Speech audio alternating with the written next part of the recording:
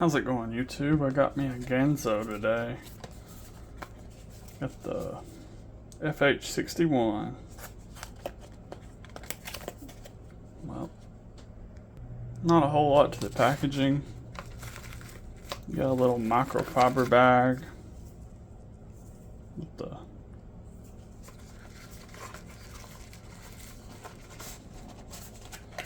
Does anyone actually use those? Curious. Here's the knife. This is not a newer model, but it's new to my collection.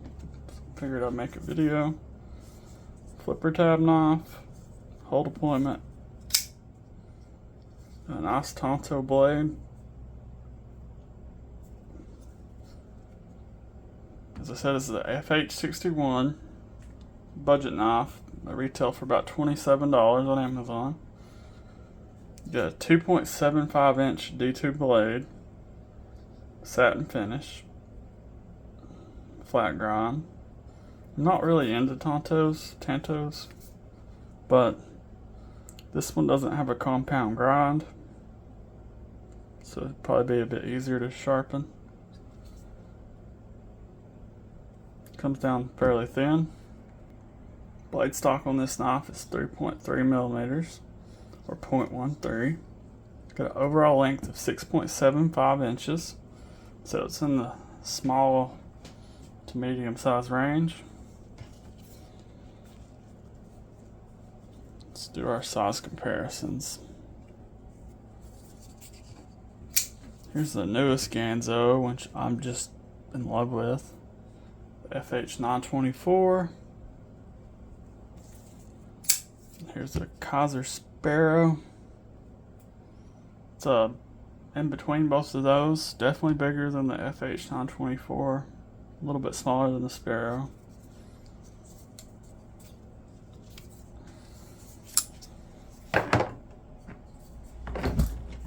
Oop, my bad. Knocked the camera. Petrified Fish Mini Beluga.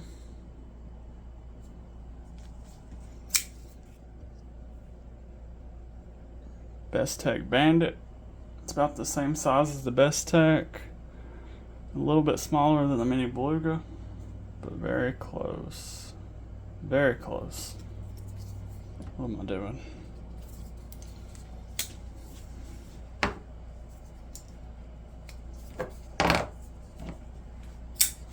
Civivi Mini Praxis.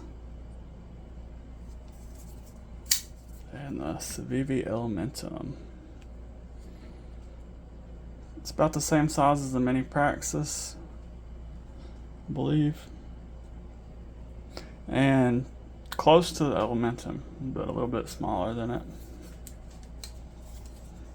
I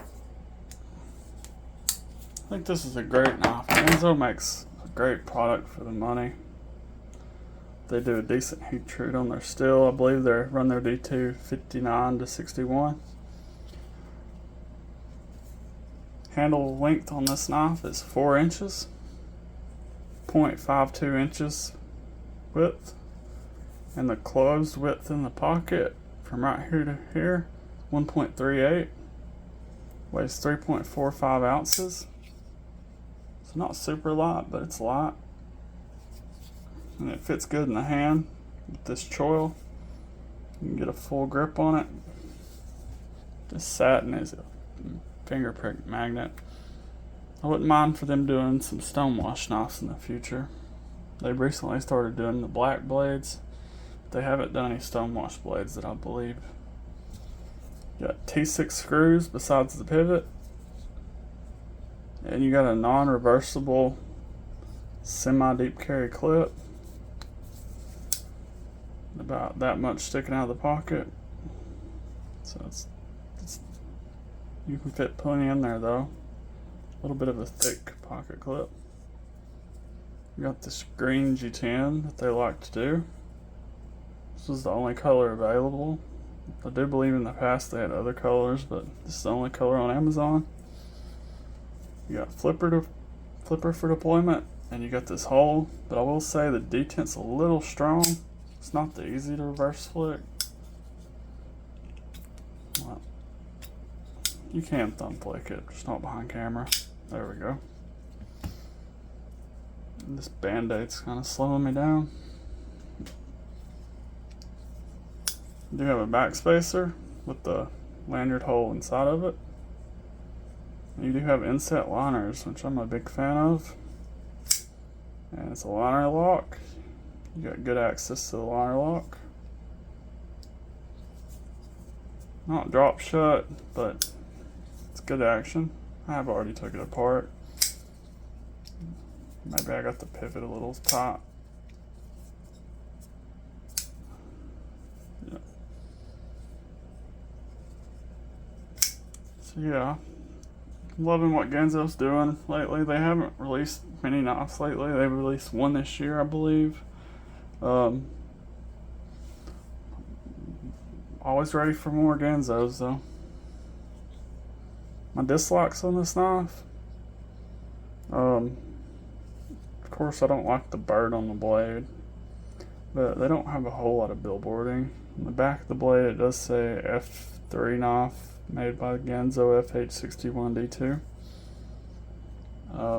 Not in love with the free spinning pivot. It comes out from the front side. The T6s, and wouldn't mind a smaller flipper tab, but these are all just very micro nitpicks. This knife's great. Can't really fail it.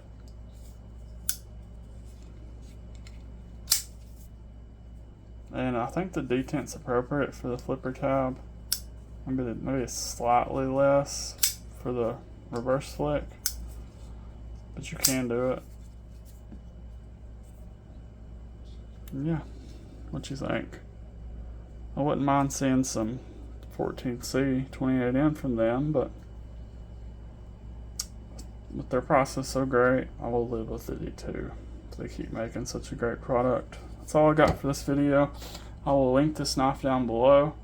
Subscribe if you haven't already. Leave me a like and a comment, and see you guys on the next one.